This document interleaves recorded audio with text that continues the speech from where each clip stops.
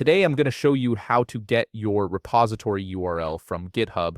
This is super useful when you need to clone a repository to your local machine or share it with collaborators who want to work on your project. First, open your web browser and head over to github.com. Once you're on the homepage, you'll need to sign in with your credentials. Enter your username or email and password to access your GitHub account. This step is essential as it gives you access to all your repositories and project files. After logging in, you'll land on your dashboard. This is your central hub where all your GitHub activity is displayed. Now look over to the left panel of your dashboard. Here you'll see a list of your repositories, which are essentially folders containing all your project files and version history. Scroll through and click on the specific repository you want to get the URL for. Let's say you're working on a project called My Awesome Project. Mine that repository to open it. Once you've opened your chosen repository, you'll see the main page displaying all your files, folders, and project details. Now direct your attention to the top right area of the repository page, where you'll find a green button labeled Code.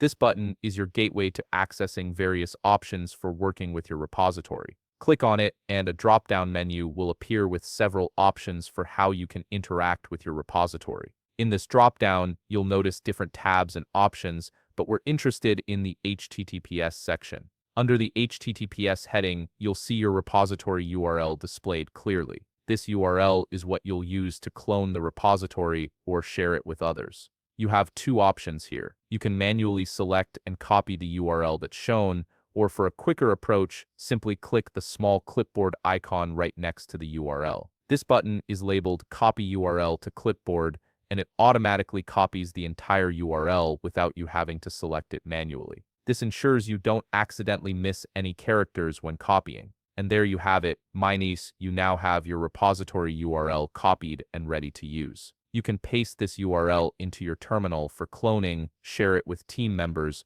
or use it wherever you need to reference this specific repository. If you found this video helpful, please leave a like, subscribe, and see you in the next video.